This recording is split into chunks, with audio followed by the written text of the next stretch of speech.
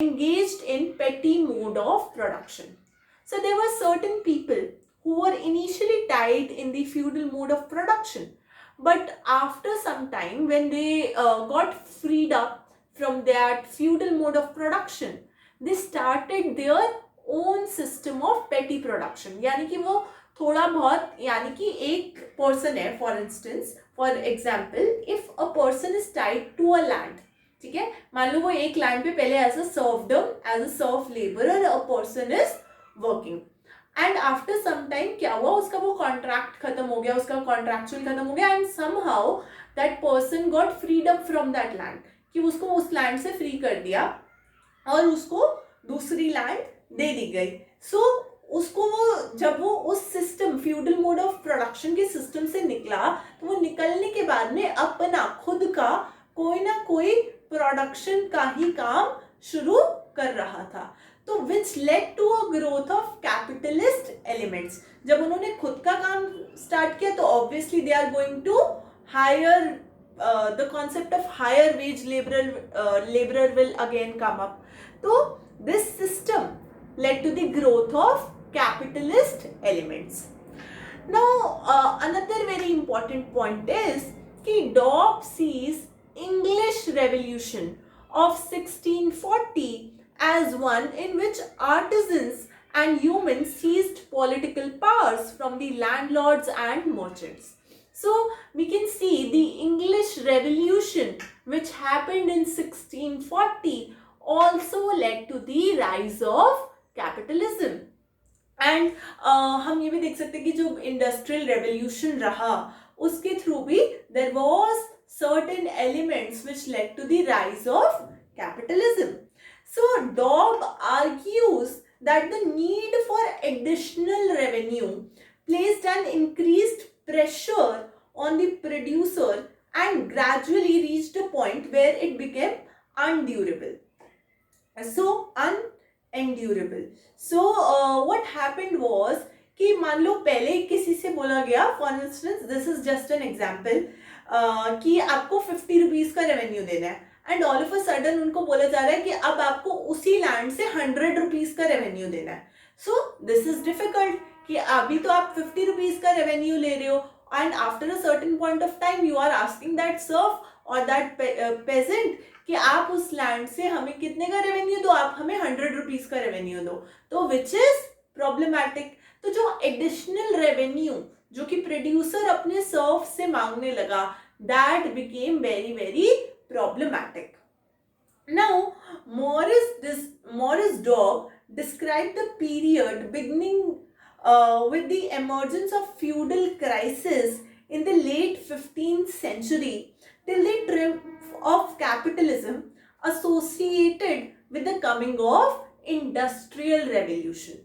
So Morris Dobb ने बोला कि decline of feudalism हुआ and the emergence of capitalism हुआ, तो इन दोनों इवेंट्स के बीच में हम एक कनेक्टिविटी बना सकते हैं, और वो कनेक्टिविटी क्या है, इंडस्ट्रियल रेवोल्यूशन.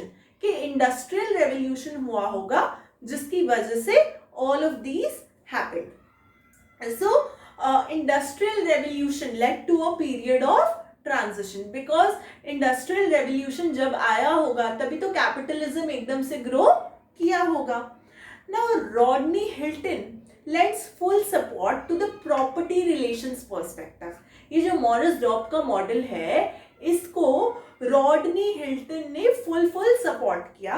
इन्होंने बोला he agrees that the growth and decay of feudalism was the result of the factors operating within it, and he considers feudal rent to be the prime mover.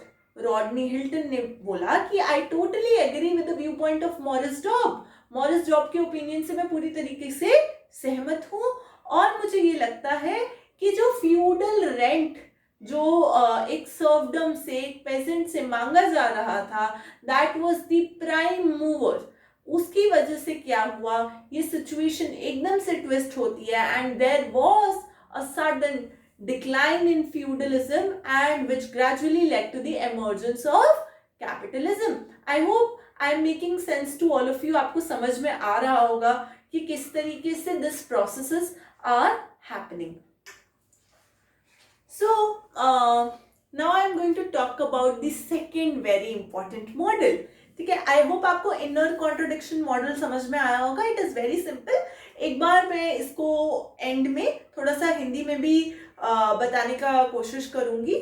ठीक है, so basically कुछ भी नहीं है. अभी तक हमने बहुत सिंपल सिंपल सी बातें की हैं. ट्रांजिशन डिबेट का मतलब होता है कि एक ऐसी डिबेट जिसमें डिक्लाइन हुआ फ्यूडलिज्म का और एमर्जेंस हुआ कैपिटलिज्म का. This debate is known as the transition debate. उस ट्रांजिशन डिबेट में आपके पहले जो स्कॉलर रहे हैं that is Maurice Dobb. Maurice Dobb ने अपना एक मॉडल दिया that is inner contradiction model. Inner contradiction model के अंदर में मॉरिस डॉब जी ने कहा कि क्या था कि जो वो सर्वडम का सिस्टम था, that the serf is tied to the land, that was the major reason which led to the decline of feudalism, because Surf को इतना ज्यादा एक्सप्लॉइट किया गया जिसकी वजह से obviously there was मतलब वहां पर डिक्लाइन होगा ही होगा, है ना. इस तरीके का सिचुएशन हुआ. Now there is another very important scholar which is known as Paul Sweezy. Now Paul Sweezy and Immanuel Wallström came up with the market-centric explanation. Now I am going to talk about the market-centric explanation or the market or commercial model. कि एक ऐसा market और commercial model के बारे में we are going to talk about. Now Paul Sweezy and Immanuel Wallström bring out the role of market and exchange economy in the decline of feudalism and the rise of capitalism in somewhat different ways. So we can say कि जो decline of feudalism है और जो emergence of capitalism है, इन्होंने बोला कि इसके अंदर the prominent role is the role of the market और द एक्सचेंज इकोनॉमी. कि कुछ ऐसा हुआ होगा, कॉमर्स बढ़ा होगा, ट्रेड बढ़ा होगा, तभी तो एमर्जेंस ऑफ कैपिटलिज्म हुआ होगा, isn't it? So this explanation conflicts with the views of Dobb. Morris Dobb के explanation से ये एकदम contradictory रही. Sweezy adopts a market-centric approach called the market or commercial model. So Sweezy जो आपके Paul Sweezy हैं, he talks about the commerce की growth of trade हुआ होगा जिसकी वजह से फ्यूडलिज्म डिक्लाइन हो गया और एमर्जेंस ऑफ कैपिटलिज्म हो गया. Now Paul Sweezy saw the Verlag system or the putting out system in which large merchants of the town employed craftsmen scattered in domestic workshops in the villages or the suburbs as the most significant point which process of transition to the matured factory system of the industrial revolution started. Now I am going to explain you it in simple terms. कि Paul Sweezy ने बोला कि जो आपका putting out system है जिसके अंदर जो आपका जो क्राफ्टमैन है जो कि आपके डोमेस्टिक वर्कशॉप्स ले रहा है विलेजेस के अंदर, सबर्ब्स के अंदर, यानी कि अर्बन एरिया जो कि पूरी तरीके से अर्बन नहीं है, that is known as suburbs, as the most significant point from which the process of transition to the matured factory system got started out. कि धीरे धीरे ऐसा होने लगा कि छोटी छोटी क्या हर एक ने अपने अपने घरों के वहाँ डोमेस्टिक लेवल पे दे वर स्टार्टेड डूइंग प्रोडक्शन. यानी कि अगर मेरे पास कुछ अनाज है तो मैं उस अनाज का ही कुछ दलिया बना करके बेच रही हूँ या some sort of other things which were producing at that point of time. तो वो कह रहे कि डोमेस्टिक लेवल पे हर एक पर्सन ने अपने अपने घरों में अलग अलग जगह पर डोमेस्टिक लेवल पे प्रोडक्शन करना स्टार्ट कर दिया, which later on led to the system of factory production. धीरे धीरे this was giving a motivation, a kind of strength to the people to start with the factory production, ठीक है. And this factory production later on led to the growth of the industrial revolution, कि commerce के अंदर development हुआ, trade के अंदर development हुआ, and all of these led to the industrial revolution. So industrial revolution means the rise of capitalism. Now Sweezy view that merchant capital, which developed and blossomed within the construct of the feudal society, evolved directly into industrial capital. So Sweezy said that जो आपका feudal society के अंदर धीरे धीरे ये develop हो रहा था, it directly came up to industrial capital. However, being considered by others as misconception, in the sense that only if merchant capitalism was invested in industrial production could it be responsible for the transition to capitalism. So Sweezy also made an argument कि कुछ लोग इसको misconception समझते हैं कि भाई एकदम से ऐसे थोड़ी ना इंडस्ट्रियल कैपिटलिज्म हो जाएगा. But this was one of the prominent reasons कि लोगों ने अपना डोमेस्टिक प्रोडक्शन करना स्टार्ट कर दिया, जिसकी वजह से later on they started working in factories, उनका फैक्ट्री प्रोडक्शन धीरे धीरे शुरू हो गया. And this was a chain of events which was happening at that point of time. So it was not that कि सिर्फ एक सिंगल इवेंट हुआ एंड वी कैन से कि अच्छा इसकी वजह से डिक्लाइन ऑफ फ्यूडलिज्म हो गया एंड राइज ऑफ कैपिटलिज्म हो गया. So basically a chain of events started to happen. Now अब डिबेट क्या है कि डॉब ने कुछ कहा और स्वीजी ने उसके अगेंस्ट में कुछ कहा. सो Morris डॉब said, so Morris Dobb saw feudalism as an economic system in which serfdom was predominant form of social relations of production. As all of us know कि मैंने अभी मॉरिस डॉब की बात करी, तो मॉरिस डॉब ने सर्फडम को, यानी कि सर्फडम को जो कि एक मोड ऑफ प्रोडक्शन है, उसको एक प्रोमिनेंट तरीके से देखा. किसने देखा? मॉरिस डॉब ने. Now Sweezy on the other hand, Maurice Dobb ने किसकी बात करी? इनर कॉन्ट्रडिक्शन मॉडल की बात करी कि सर्फडम है जिसकी वजह से डिक्लाइन ऑफ फ्यूडलिज्म हो गया and the emergence of capitalism हो गया. वेयरएज पॉल स्वीजी ने बोला कि the rise of exchange economy, जो लेन देन का जो सिद्धांत होता है, like I am offering you something and you are giving me something, ठीक है, काइंड ऑफ एक सिस्टम, एक इकोनॉमी तभी रन करती है जब एक्सचेंज इकोनॉमी हुई. That led to the monetization of relations. यानी कि आप अगर मेरे पास में फॉर इंस्टेंस पेन है, मेरी एक पेन की शॉप है, आप पेन की शॉप पे पेन लेने आए एंड इन दैट एक्सचेंज आपने मुझे 5 रुपीज दिए कि ये 5 रुपीज का पेन है.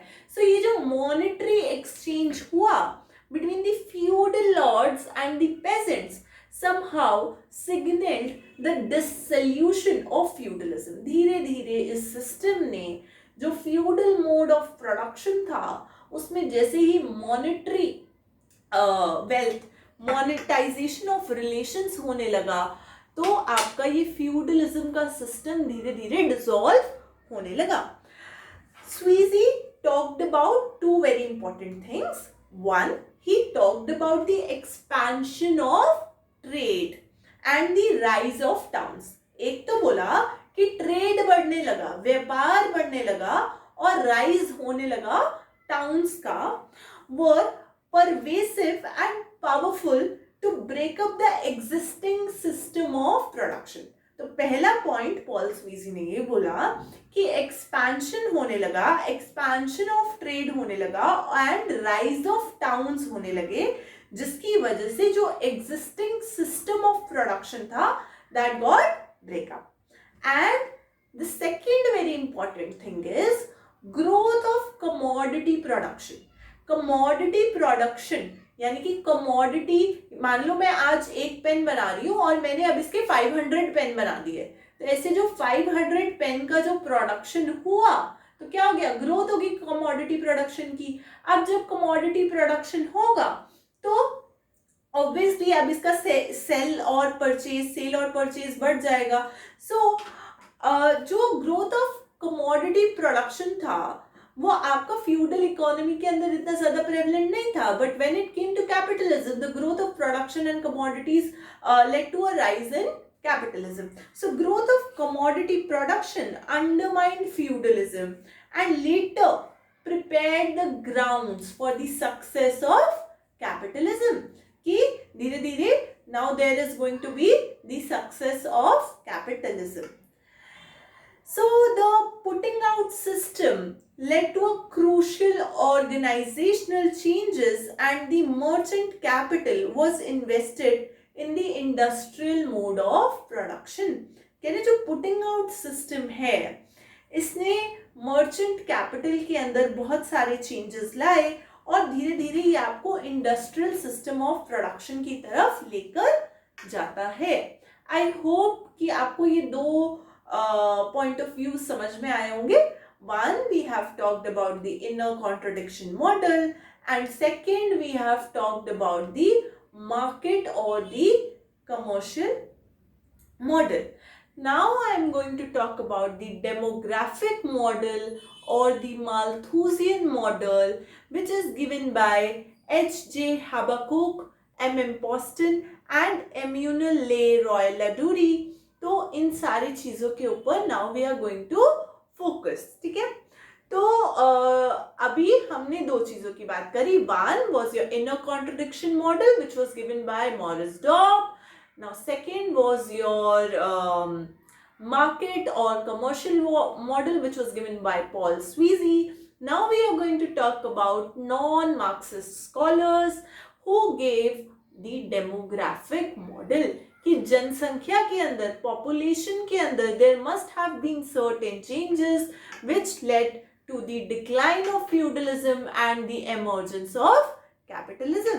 तो इसके अंदर जो प्रोमिनेंट स्कॉलर्स हैं those are H.J. Habakkuk, M.M. Poston and Emmanuel Leroy Ladurie. इनकी बात करते हैं. So the decline of feudalism and the rise of capitalism is placed by some writers on demographic factors.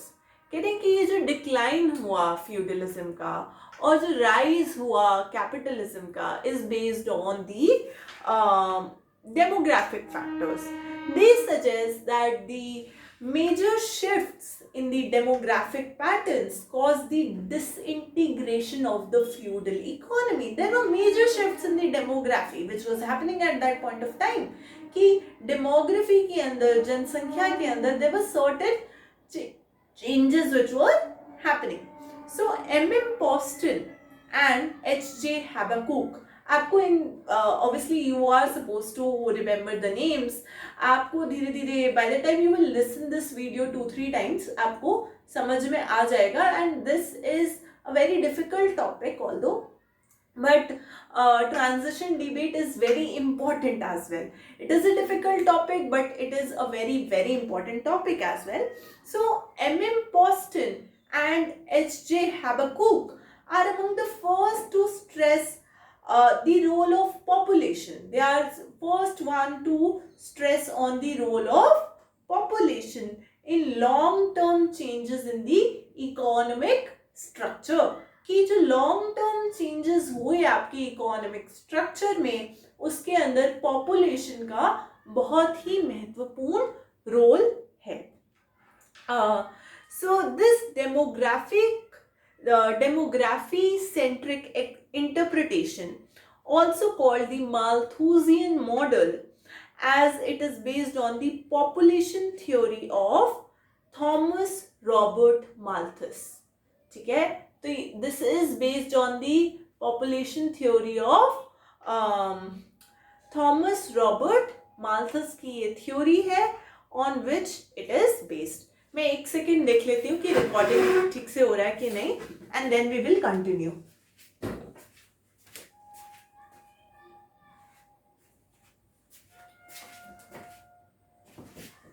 So yes, let us just continue कि M.M. Poston and H.J. Habakkuk are among the first to stress the role of population.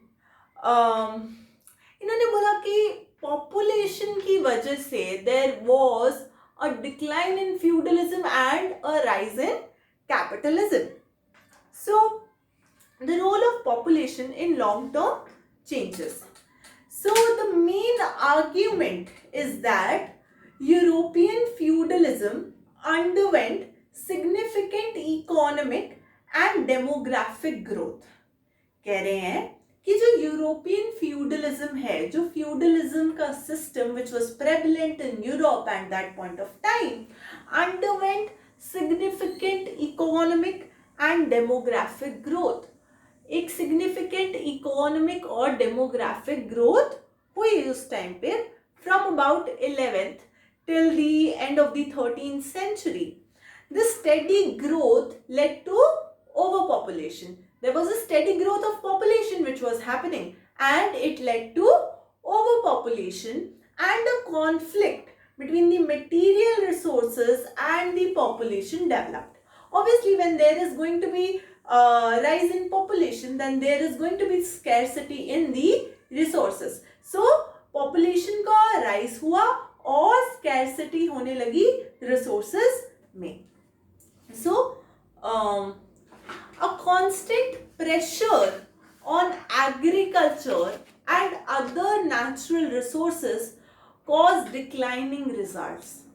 तो M.M. Poston ने बोला कि भाई क्या हुआ, all of a sudden there was a steady growth in population. Population growth होने लगा जिसकी वजह से ऑब्वियसली रिसोर्सेज अब कम पड़ेंगे. जब एकदम से बहुत ज्यादा ओवर पॉपुलेशन हो जाएगा तो रिसोर्सेज उतने हैं नहीं, तो रिसोर्सेज उतने हैं नहीं तो अब उसके हमें क्या देखने पड़ेंगे, declining results and force the people of many areas to use marginal lands for food production. Population का ग्रोथ हुआ लेकिन उतने रिसोर्सेज नहीं है. Now the people have to feed themselves. उनको अपना खाना खाना है, बेसिक नेसेसिटीज को फुलफिल करना है. So now they will use the marginal lands, जो इधर उधर लैंड पड़ी हुई है, they will use those land for the system of for their food production, right. Now all these developments emanating from population changes created the condition of an agrarian crisis. अब agriculture के अंदर तो crisis होंगे ही, because population growth हो रहा है लेकिन उतने रिसोर्सेज है नहीं. अब लोगों ने मार्जिनल लैंड को कल्टीवेट करना शुरू कर दिया, तो which led to agrarian crisis. Since the scope of increasing production in a natural economy was not feasible. ठीक है, एक नेचुरल इकोनॉमी में प्रोडक्शन करना was not feasible at that point of time. So this Malthusian crisis, the problem of growing demand and limited resources. There was a problem of कि demand बढ़ रहा है लेकिन resources क्या है हमारे पास में, limited है, had its own cure.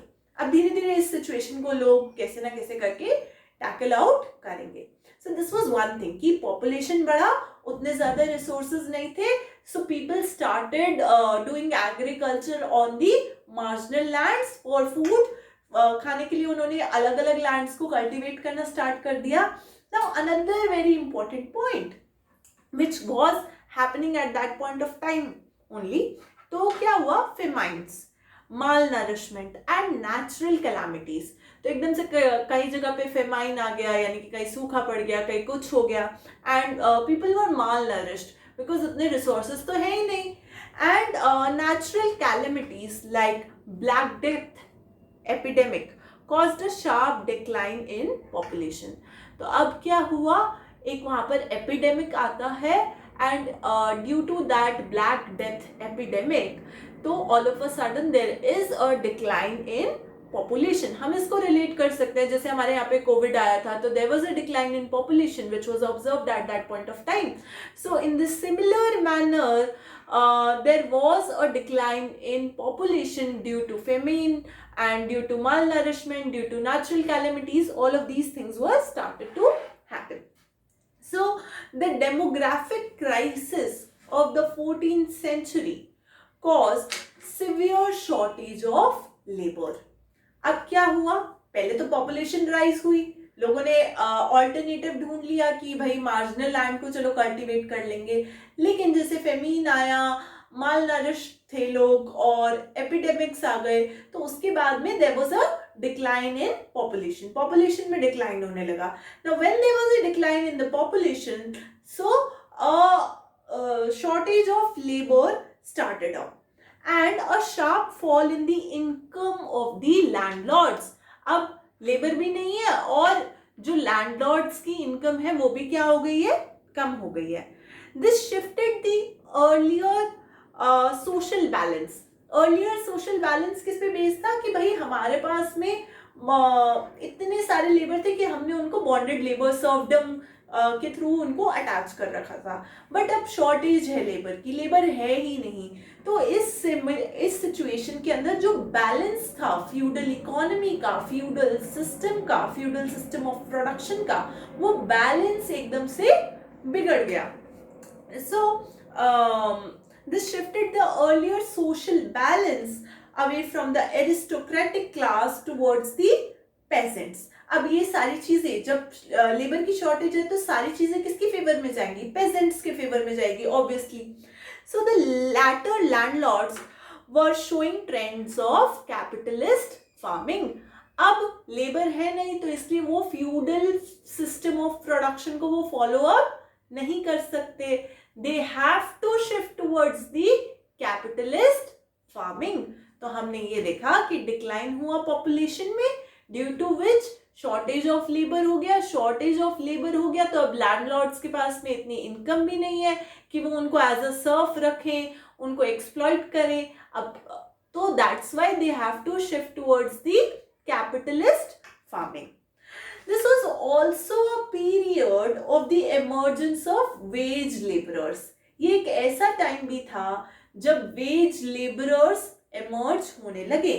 Thus, one can conclude that demographic model also contributed towards a transition from feudalism to capitalism. So the demography also contributed a major shift from the decline in feudalism to the emergence of capitalism. I hope you are getting my point, what I am trying to say over here. So now we have covered up three very important points. One is of Morris Dobb. Morris Dobb ने बोला कि inner contradiction model था, internally कुछ problems रहे होंगे feudal economy में, basically serf को exploit किया, जिसकी वजह से there was a decline of feudalism and the emergence of capitalism. Number two was your Paul Sweezy, and Paul Sweezy का आपका market और commercial model था, जिसके अंदर उन्होंने बताया there was a expansion of trade, growth of trade हुआ, जिसकी वजह से there was the decline of feudalism and the emergence of capitalism. फिर हमने तीसरा पढ़ा डेमोग्राफिक मॉडल की पॉपुलेशन का इनिशियली तो राइज हो रहा था, बट बाद में due to epidemic, black death, मतलब जो भी हुआ उसकी वजह से पॉपुलेशन गॉट डिक्लाइंड, जिसकी वजह से landlords started to shift towards the capitalist farming और धीरे धीरे डिक्लाइन इन फ्यूडलिज्म हुआ और इमर्जेंस ऑफ कैपिटलिज्म हुआ. Now the fourth very important person is Robert Brenner, and Robert Brenner came up with the class relations model. Robert Brenner came with the class relations model. Now Brenner criticised both the demographic model as well as the trade centered approach.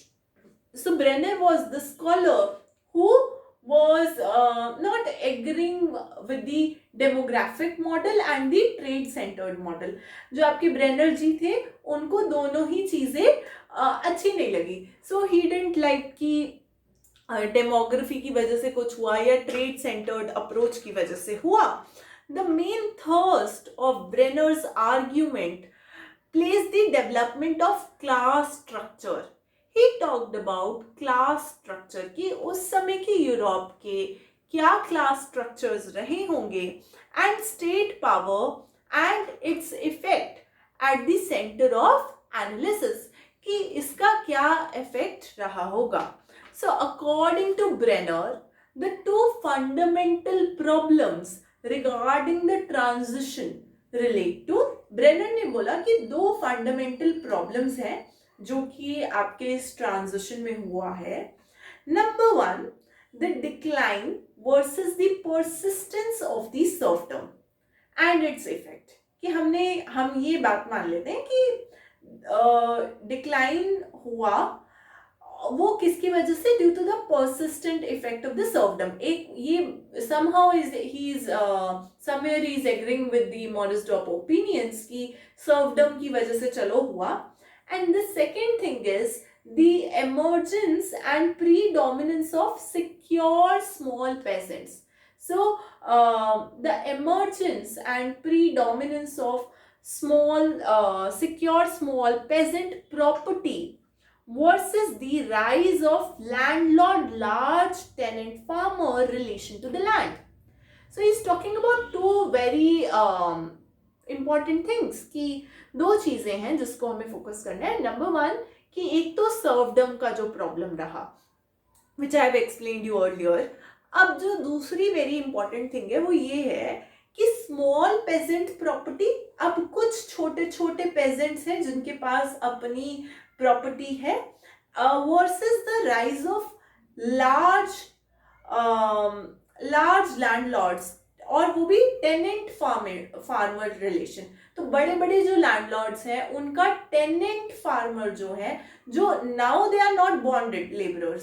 पहले तो serfdom में they were attached to the land, but अब tenant farmers की, यानी कि वो उन्हें rent देते हैं एंड उनको हायर्ड वेज लेबरर मिलती है.